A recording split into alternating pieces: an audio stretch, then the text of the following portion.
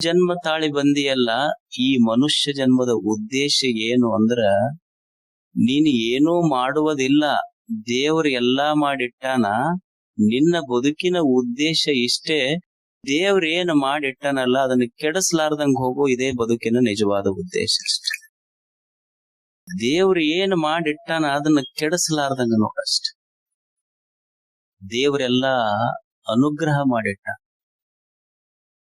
ಇವ ಹಂಪಿಗ್ ಹೋದ, ಹಂಪಿ ನೋಡಾಕ್. ಹಂಪಿಗೆ ಹೋಗಿ ಏನು ಶಿಲೆಗಳಲ್ಲಿ ಸಂಗೀತದ ಕಂಬಗಳನ್ನ ನಿರ್ಮಿಸಲಿಕ್ಕೆ ಸಾಧ್ಯ ಐತೆ? ಕಲ್ಲಿನ ರಥ ನಿರ್ಮಾಣ ಮಾಡ್ಲಿಕ್ಕೆ ನಮ್ ಕಡೆಯಿಂದ ಸಾಧ್ಯ ಐತೆ? ಏನೂ ಇಲ್ಲ.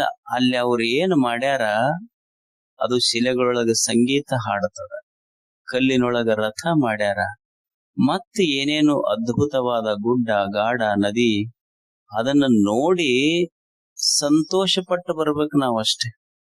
ಯಾಕಂದ್ರೆ ಯಾತ್ರಿಕರಾಗಿ ಬಂದೀವಿ, ಅಲ್ಲಿಗೆ ನೋಡಿ ಸಂತೋಷ ಪಡ್ಬೇಕು. ಅದು ಬಿಟ್ವಿ. ಗುಡ್ಡಕ್ ಹೋದ, ಒಂದು ಚೆಕ್ ಪೀಸ್ ತಗೊಂಡ, ಒಂದು ಸಿಂಬಾಲ್ ಬರದ, ಅದ್ರಾಗ ಒಂದು ಕ್ಯಾಪಿಟಲ್ ಲೆಟರ್ನ್ಯಾಗ ಅವ್ರ ಹೆಸರ, ಈ ಕಡೆ ಕ್ಯಾಪಿಟಲ್ನೊಳಗ ಇವ್ರ ಹೆಸರು. ಅದು ಹಂಪಿ ಅಂತೂ ನನಗ್ ಕಟ್ಟದವ್ರ ಬರೆದಿದ್ದಿಲ್ಲ, ನೀವ್ ಬರೆದು ಹೋದೆಲ್ಲಪ್ಪ. ನೀವೆಲ್ಲಾ ಹಂಪಿಯಾಗಿರಾಕ ಯೋಗ್ಯ ಅಲ್ಲ, ನೀವ್ 3 ಕೊಂಪೆಯಾಗಿರಾಕ ಯೋಗ್ಯ ಅಂತ ಹಂಪಿ ಅಂತ. ಹಂಪಿ ಕೆಡಸಾಕಲ್ಲ, ಹಂಪಿ ಇರುವುದು ನೋಡಿ ಸಂತೋಷ ಪಡ. ಹಂಗ ಈ ಜಗತ್ತನ್ನೋದು ಇದೊಂದು ಹಂಪಿ ಯಾತ್ರಾ ಸ್ಥಳ. ಇದು ನಾವೆಲ್ಲಾ ಇಲ್ಲಿಗೆ ಎದಕ್ ಬಂದೀವಿ ಅಂದ್ರೆ ಸುಮ್ನ ನೋಡಿ ಸಂತೋಷ ಪಡಾಕ ಬಂದವ್ರೆ ಹೊರತು ಈ ಜಗತ್ತನ್ನ ಕೆಡಿಸಿ ಹೋಗಾಕ ಬಂದವ್ರೆ. ನೋಡಿ ಸಂತೋಷ ಪಡ್ಬೇಕು, ಜಗತ್ತನ್ನ ಕೆಡಿಸುವುದಲ್ಲ. ಆದ್ರೆ ಅದು ಕೆಡಿಸುವುದು ಬಿಟ್ರೆ ನಮ್ ಜಾಯಮಾನನ ಇಲ್ಲ. ನಾವು ಬರ್ಕೊಂಡ ಸಬ್ ರಿಜಿಸ್ಟರ್ ಆಫೀಸ್ನಾಗ ಬರಿಸೇ ಬಂದೀವಿ, ಏನ್ ಚಲೋ ಇರ್ತೈತಿ, ಕೆಡಿಸೇ ಹೋಗವ್ರು ನಾವು. ಹೊಲ ಮನಿ ರಿಜಿಸ್ಟರ್ ಮಾಡೋದಕ್ಕಿಂತ ಮೊದಲು ಅದನ್ನ ರಿಜಿಸ್ಟರ್ ಮಾಡಿಸಿ ಈಗ ಪ್ರವಚನಕ್ಕೆ ಬರ್ತಾರ. ಅವ್ರು ಪೊಲೀಸರು ಹೇಳ್ತಾರ, ನೋಡಪ್ಪ ಲೈನ್ ಪ್ರಕಾರ ಗಾಡಿ ಬಿಡ್ರಿ. ಇವ ಬರಾಗ ಅಡ್ಡ ಹಚ್ಚಿ ಬಂದಿವ್. ಮತ್ತ ಅವ್ರ ದೋಸ್ತರಿಗೆ ಹೇಳ್ತಾನ, ಈಗ ನೋಡು ನಾ ಬರ ಮಟ್ಟ ಯಾವನು ಗಾಡಿ ತೆಗಂಗಿಲ್ಲ ನೋಡಿ. ಅಂದ್ರ ಚಲೋ ನಮಗ್ ಯಾವ್ದು ನಡೆಯುದು. ಈಗೊಂದು ಗುಬ್ಬಿ ಇರ್ತೈತಿ, ಗುಬ್ಬಿ ಸುಮ್ಮನ ಅಲ್ಲಿ ಕೆಡಸಬೇಡ. ಜಗತ್ತಿನಾಗ ಕಟ್ಟುವಿಕೆ ಎಷ್ಟು ನಿಸರ್ಗದೊಳಗ ಚಲೋ ನಡೆದ. ಒಂದು ಗುಬ್ಬಿ ಇರ್ತೈತಿ, ಗುಬ್ಬಿ. ಆ ಗುಬ್ಬಿ ಸುಮ್ಮನ ಅಲ್ಲೊಂದು ಇಲ್ಲೊಂದು ಹುಲ್ಲಿನ ಕಡ್ಡಿ ತಗೊಂಡು ತನ್ನ ಮನಿ ಕಟ್ಟೈತಿ. ಏನ್ ಎಲ್ಲದೆ ಸ್ಕೂಲ್ ಆಫ್ ಆರ್ಕಿಟೆಕ್ಟ್ಸ್ ಅಂತ ಹೇಳಿ ಹೋಗೈತೇನ? Architect engineering ಓದೈತೇನ? ಏನೂ ಇಲ್ಲ. ಮತ್ ಯಾವ ಸ್ಟ್ರಕ್ಚರಲ್ ಇಂಜಿನಿಯರಿಂಗ್ ಸ್ಕೂಲ್ನ್ಯಾಗ ಓದಿಲ್ಲ. ನಮ್ಮ ಮನಿ ಪಿಲ್ಲರ್ ಹಾಕಿ ಕಟ್ಟಿವಿ, ಬೀಳ್ತಾವ. ಆದ್ರೊಂದು ಗುಬ್ಬಿ ಕಟ್ಟಿದ ಗೂಡು ವಿದೌಟ್ ಪಿಲ್ಲರ್. ಆದ್ರ ಮನುಷ್ಯ ಕಟ್ಟಿದ ಮನಿ ಬಿದ್ದಿದ ಉದಾಹರಣೆ ಅದಾವ, ಆದ್ರ ಗುಬ್ಬಿ ಕಟ್ಟಿದ ಗೂಡು ಬಿದ್ದ ಉದಾಹರಣೆಗಿಲ್ಲ. ಕಟ್ಟುವಿಕೆ ಇದು ಜಗತ್ತಿನೊಳಗೆ ಅಷ್ಟು. ಹುಲ್ಲಿನಿಂದ ಮನಿ ಕಟ್ಟೈತಿ. ಈಗೊಬ್ಬ ತಾಯಿ ಇರ್ತಾಳ. ತಾಯಿ ಒಂದಿಷ್ಟು ಹರಕ್ ಮನ್ಯಾಗ ಹರಕ್ ಸೀರೆ, ಹರಕ ಬಟ್ಟಿ, ದೋತ್ರ ಎಲ್ಲಾ ತಗೊಂಡು ಕೌದಿ ಹೊಲ್ದಾರ. ಅವಾಗ ಹೊಲಿತಿದ್ರಿ, ಈಗೆಲ್ಲಾ ಬಿಟ್ಟ. It is an art. ಈಗ ಯಾರಿಗೆ ಕೌದಿ ಹೊಲ್ಯಾಕ್ ಬರೋದು? ಗುಂಡಿ ಹಚ್ಕೊಳಕ್ ಬರೋದಿಲ್ಲ, ಕೌದಿ ಹೊಲಿಯೋದಂತದ್ದು. ಮನ್ಯಾನ ವೇಸ್ಟ್ ಹರಕ ಬಟ್ಟಿ ತಗೊಂಡ ತಾಯಿ ಕೌದಿ ಹೊಲದ್ರ ಹಚ್ಕೊಂಡು ಮುಕ್ಕೊಂಡ್ರೆ ಎಷ್ಟು ಸುಖವಾದ ನಿದ್ರೆ ಬಂದಿದೆ. ಏನು ಬೆಸ್ಟ್ ಔಟ್ ಆಫ್ ವೇಸ್ಟ್. ಯಾವುದು ವೇಸ್ಟ್ ಇತ್ತು ಅದ್ರೊಳಗೆ ಬೆಸ್ಟ್ ತೆಗೆದಾಳ ತಾಯಿ. ಅಂದ್ರೆ ಏನು ನಾವು ಬಂದಿವೆಲ್ಲ ಕೆಡಿಸಬೇಡಿ. ಜಗತ್ತಿನೊಳಗೆ ಏನು ಚಲೋ ಐತಿ ಅದನ್ನ ಮಾಡಿ. ಈಗ ತಾಯಿ ಅದಾಳೊಬ್ಬಕಿ. ತಾಯಿ ಮಗನಿಗೆ ಪ್ರೀತಿಯಿಂದ ಬೆಳೆಸ್ಯಾಳ, ಚಲೋ ಆಗಬೇಕಂತ ಕನಸು ಕಟ್ಟ್ಯಾಳ. ಆದ್ರೆ ಇವ ಮಗ ಹಂಗ ಆಗ್ಲಿಲ್ಲ. ಅವ ಏನೋ ಒಂದಿಷ್ಟು ಅಂಗಡಿಗೆ ಹೋದ, ಒಂದಿಷ್ಟು ಹರಿದ ಚೀಟ ಬಾಯಾಗ ಹಾಕೊಂಡ, ಒಳಗ್ ಹಾಕೊಂಡು ಲುಂಗಿ ದೇಹ ಕೆಡಿಸ್ಕೊಂಡ, ಹೊರಗ್ ಉಗುಳಿ ದೇಶ ಕೆಡಿಸ್ದ. ಎರಡೂ ಮಾಡ್ದ. ತಿಂದು ದೇಹ ಕೆಡಿಸ್ಕೊಂಡ, ಉಗುಳಿ ದೇಹ ಕೆಡಿಸದ. ಅದಕ್ಕೇನಂತಾರ ಗೊತ್ತಿಲ್ಲ ಹೆಸರು? ಒಬ್ರು ಪಿಟಕ್ ಅನ್ವಲ್ರು. ಗುಟ್ಕ ಅಂತಾರದು, ಹೌದಲ್? ಅದ್ರ ಹೆಸರುನು ಅಷ್ಟು ಚಂದ ಇಟ್ಟಾರ ಅವ್ರು. ಗುಟಕ್ ಅಂದ್ರ ಗುಟ್ಕ ತಗೊಂಡ್ರ ಗೊಟಕ್ಕ ಅಂತಾರ. ಒಂದ್ ದಿವ್ಸ ಗುಟಕ ಬಡಿತಾರ ನಿನ್ಗೆ, ಅದಕ್ಕ ಗುಟ್ಕ ಅಂತ ಹೆಸರ ಇಟ್ಟ ಕೊಟ್ಟ ಬಿಟ್ಟಾರ ಅವ್ರು. Choice is yours, whether you take or not. ಅದು ಬಿಟ್ಟಿದ್ ನಿನಗ. ಮೊನ್ನೆ 2-3 ಅಂದ್ರೆ ದೇಹ ಎಷ್ಟು ಚಲೋ ದೇವರು ಕೊಟ್ಟಿದ್ದ, ಈ ದೇಹ ಕೆಡಿಸ್ಕೊಂಡಿವಿ ನಾವು. ಮಾಧ್ಯಮದೊಳಗೆ 2-3 ದಿವಸ ಹಿಂದೊಂದು ಬಹಳ ಮನ ಕಲಕುವಂತ ಘಟನೆ ಬಂದಿತ್ತು. ಒಬ್ಬ ತಾಯಿ ತನ್ನ ಮಗನ ಪೊಲೀಸ್ ಸ್ಟೇಷನ್ಗೆ ಕರ್ಕೊಂಡು ಹೋಗ್ತಾಳೆ. ಹೋಗಿ ಪೊಲೀಸರಿಗೆ ಹೇಳ್ತಾಳೆ, ನನ್ನ ಮಗ ಕುಡಿಯುವುದು, ಇಸ್ಪಟ್ ಆಡೋದು, ಓಸಿ ಆಡೋದು ಎಲ್ಲಾ ಕಲ್ತಾನ. ಇಲ್ಲ ಜೈಲಿಗೆ ಹಾಕ್ರಿ ಒಂದು, ಇಲ್ಲ ನನಗ್ ಪರ್ಮಿಷನ್ ಕೊಡ್ರಿ, ನಾನೇ ಕೊಲೆ ಮಾಡ್ತೀನಿ ಅವನಿಗೂ ಅಂತ. ಅಂದ್ರ ಹಡೆದ ತಾಯಿಯ ಮನಸ್ಸ ಇಷ್ಟು ಕಲ್ಲಾಗುವಂಗ ನಮ್ಮ ಕೆಡಿಸ್ಕೊಂಡು ಬಿಟ್ರ, ದೇವ್ರಂತಾನೆ ಇವನಿಗೆ ಯಾಕರ ಕೊಟ್ನೆಪ್ಪ ಈ ದೇಹ. ಏನ ದೇವರು ಕೊಟ್ಟಾನ, ಇದನ್ನ ಕೆಡಿಸಬೇಡ ಅಷ್ಟೇ. ಈಗ ಒಂದು ಸರೋವರ ಇರ್ತೈತಿ. ಸರೋವರ ಈ ಕುರಿ ಹೋಗಿ ನೀರು ಕುಡಿತಾವ್, ನೀವ್ ನೋಡ್ರಿ ಹೆಂಗ್ ಕುಡಿತಾವ್. ಸುಮ್ನೆ ಎರಡ ಕಾಲ್ ಸ್ವಲ್ಪ ಊರಿ ಇರ್ತೈತಿ, ಕಾಲ್ ಒಳಗಿಟ್ಟಿರೋದಿಲ್ಲ. ಕೆರ್ಯಾಗ ಕಾಲ್ ಇಟ್ಟಿರೋದಿಲ್ಲ, ಮಡಿಚಿ ಕುಡಿತೈತದ. ಅದೇ ಒಂದ್ ಆಕಳ ಬರ್ತೈತಿ, ಎತ್ತು ಬರ್ತೈತಿ, ಸುಮ್ನೆ 2 ಪಾದ ಇಟ್ಟು ಕುಡಿತೈತಿ. ಆಮೇಲೆ ಇದು ಬಂತ ನೋಡ್ರಿ, 3ನೇದ್ ಎಮ್ಮಿ.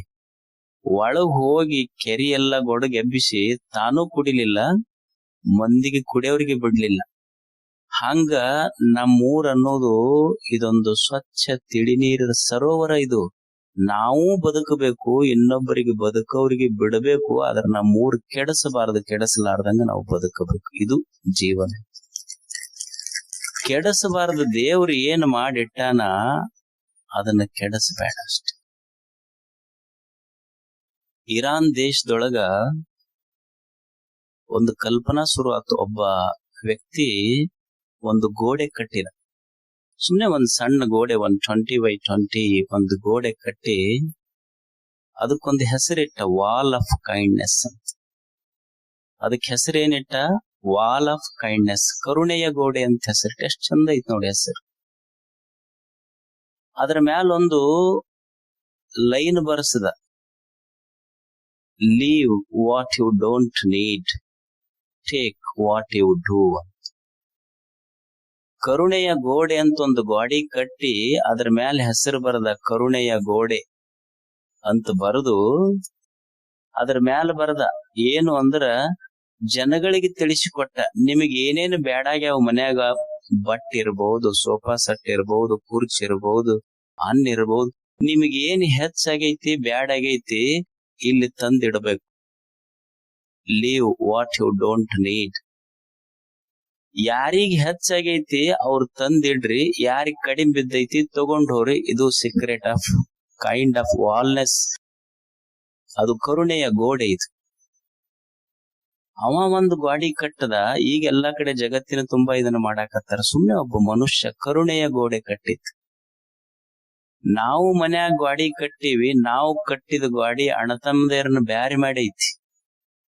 ಅವ ಒಂದು ಗಾಡಿ ಕಟ್ಟ್ಯಾನ, ಯಾರೂ ಪರಿಚಯ ಇಲ್ಲಾರ್ದವ್ರು ಜಗತ್ ಅವನ ಹತ್ತಿರ ಬಂದೈತೆಲ್ಲ. ಇದು ಕಟ್ಟುವಿಕೆ ಜಗತ್ತಿನೊಳಗೆ ಹೇಳುತ್ತೆ, ವಾಲ್ ಆಫ್ ಕೈಂಡ್ನೆಸ್. ನಾವು ಬೇರ್ಪಡಿಸುವ ಗೋಡೆಗಳನ್ನ ಕಟ್ಟಬಾರದು, ಕರುಣೆಯ ಗೋಡೆಗಳನ್ನ ಕಟ್ಟಬೇಕಷ್ಟೆ. ಕೆಡಿಸಿ ಒಂದಿಷ್ಟು ಏನೋ ತತ್ವ ಹೇಳ್ತೀವಿ, ತತ್ವಗಳನ್ನ ಕೆಡಿಸಿವಿ ಜಗತ್ತಿನೊಳಗೆ. ಕೆಡಿಸುವಿಕೆ ಅಲ್ಲ, ಕಟ್ಟುವಿಕೆ ಹೇಳ್ತಾರ ಅವ್ರು. ಒಂದು ಬಸ್ ಹೊಂಟಿತ್ತು, ಬಸ್ಸಿನ ತುಂಬಾ ಜನ ಇದ್ರಂತ, ಫುಲ್ ಇತ್ತು ಬಸ್, ಸೀಟ್ ಖಾಲಿ ಇರ್ಲಿ. ಒಬ್ಬ ಬಂದ್ ಅಂದಂತ, ಏನ್ ನನಗೊಂದ್ ಸ್ವಲ್ಪ ಯಾರ ಸೀಟ್ಗೆ ಇಟ್ಟು ಕೊಟ್ಟಾರ ಅಂತ ತಿಳ್ಕೊಂಡು, ದಯವಿಲ್ಲದ ಧರ್ಮ ಅದಾವುದಯ್ಯ ಅಂತ ವಚನ ಅಂತ. ಅವನ್ ಮಗ್ಲೊಬ್ಬ ಕುಂತವ, ಪರಚಿಂತೆ ನಮಗೆ ಕಯ್ಯ, ನಮ್ಮ ಚಿಂತೆ ನಮಗೆ ಸಾಲದು. ಇವ ವಚನ. ಒಬ್ಬ ಹೆಣ್ಮಗಳು ಹೋಗಿ, ಅದು ಬಸ್ ಫುಲ್ ಆಗಿತ್ತು, ಹೋಗಿ ಡ್ರೈವರ್ ಸೀಟಿಗೆ ಕುಂತ. ಅವ ಡ್ರೈವರ್ ಬಂದ, ಅಲ್ಲ ಹೇಳಮ್ಮ ಅಂತಂದ. ಎದಕ್ ಹೇಳ್ಬೇಕು, ನಾ ಬಂದು ಕುಂತೀನಿಲ್ಲ. ಅಲ್ಲ ಇದು ಡ್ರೈವರ್ ಸೀಟ್, ಇದು ನಾ ಡ್ರೈವರ್ ಅಂದವ. ಡ್ರೈವರ್ ಇದ್ರ ಹಿಂದ ಮನಾರ್ ಬಸ್ ಅದಾವ, ಬಾ ಅದಕ್ಕೆ ಇದ ಸ್ವಂತ ಬಸ್ ಐತೆ. ಕೆಡಿಸಿವಷ್ಟೇ.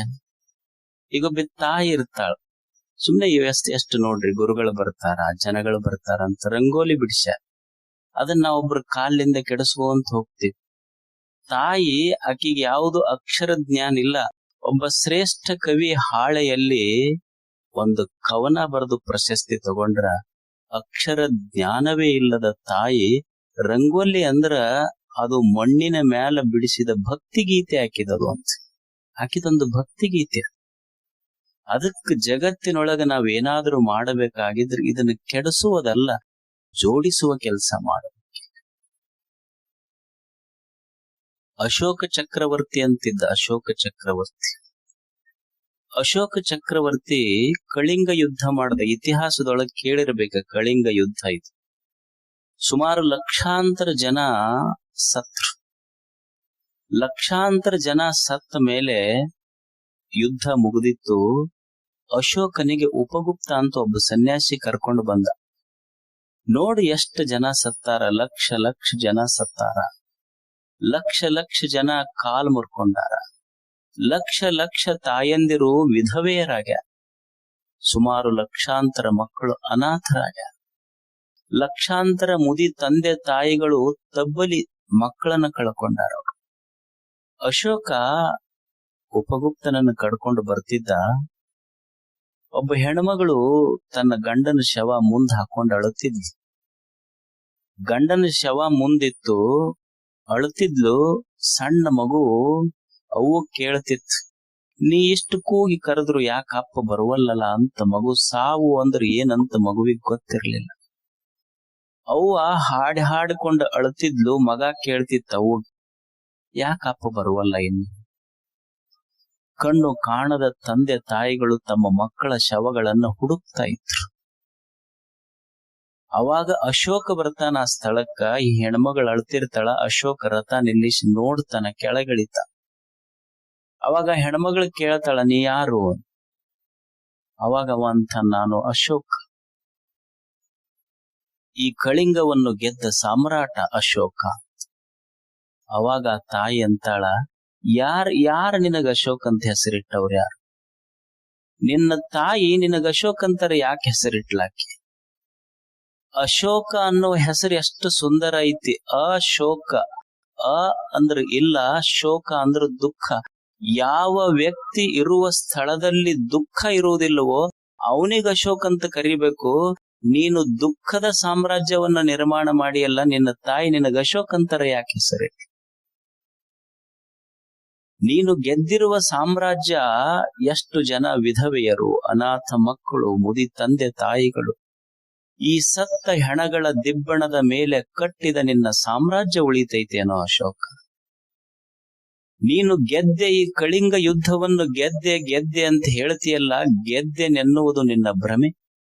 ನೀನು ಗೆದ್ದವನಲ್ಲ, ಕಳಿಂಗ ಯುದ್ಧವನ್ನು ಮಾಡಿದ್ದಾದರೂ ಯಾಕೆ?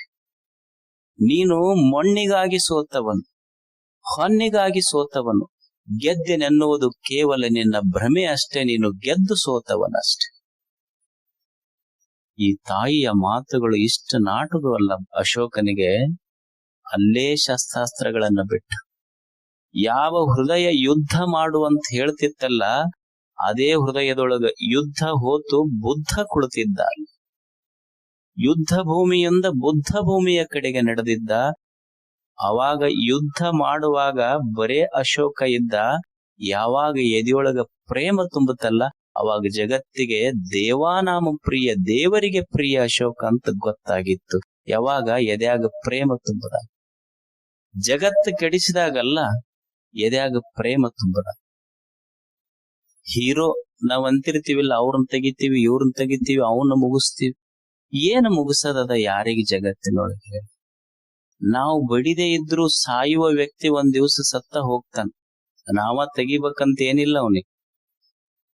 ಯಾರು ಹೀರೋ ಅಂತ ಯಾರಿಗ ಅನ್ಬೇಕು ಅಂದ್ರ, ಸಾಯುವ ವ್ಯಕ್ತಿಯನ್ನ ಸಾಯಿ ಹೊಡೆಯುವವರು ಹೀರೋಗಳಾಗುವುದಿಲ್ಲ, ಸಾಯುವ ವ್ಯಕ್ತಿಯನ್ನ ಬದುಕಿಸುವವರು ಹೀರೋಗಳಾಗ್ತಾರ.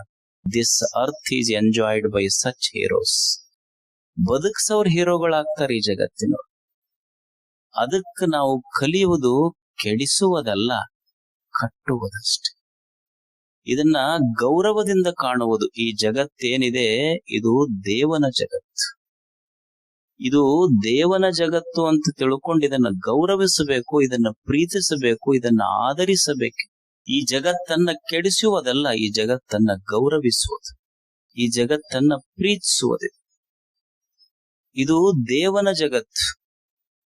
ಈಗ ನಿಮಗೊಂದು ಉದಾಹರಣೆ ಹೇಳ್ತೀನಿ ನಾನು. ಕಾಡು ಅಂತ ಒಂದು ಶಬ್ದ ಐತಿ.